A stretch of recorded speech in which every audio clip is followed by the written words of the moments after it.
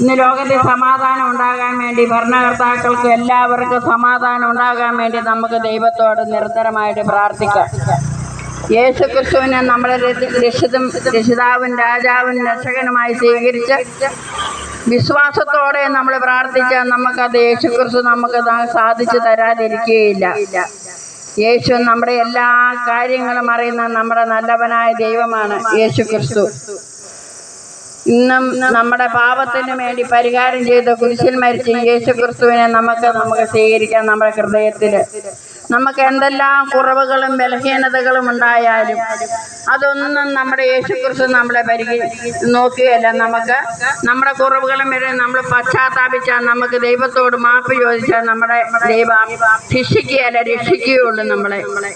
അതോർത്തോട് നമ്മളോട് ഒരു അനുകമ്പയ കരുണയും കാട്ടാതെ നമ്മുടെ ദൈവം നമ്മുടെ കൂടെ നമ്മളെ ശിക്ഷിക്കുകയല്ല, നമ്മളെ കരുണ കാണിക്കുകയുള്ളൂ യേശു. നമുക്കെല്ലാം അറിയാമായിട്ടും നമ്മൾ തെറ്റുകൾ മാത്രമാണ് ആശ്രയിക്കുന്നത്. ദൈവം നമ്മളെ ഒരിക്കലും കൈവിടില്ല. ഇന്ന് നമ്മളെ ഓരോ കുടുംബത്തിലാണെങ്കിലും പണം ഉണ്ടാക്കണം എന്നുള്ള ചിന്ത മാത്രമേ നമുക്കുള്ളൂ.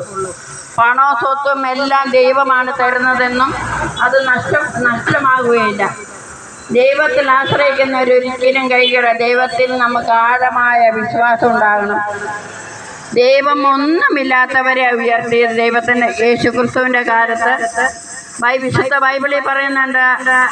ഒന്നും കഴിവും പ്രാപ്തി ഇല്ലാതിരുന്ന മോശ, ദാവീദ് രാജാവ്, യേശുവിൻ്റെ ശിഷ്യന്മാരെ എല്ലാവരെയും ഒരു പ്രാപ്തി വലിയ ധനികരെയോ നിയമത്തിലെയോ പണ്ഡിതരെയോ ഒന്നുമല്ല യേശു അധികം സ്നേഹിച്ചിരുന്നത്.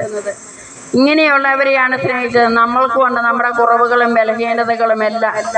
നമ്മുടെ കുറവുകളും ബലഹീനതകളെല്ലാം ദൈവം കാണുന്നുണ്ട്. നമുക്ക്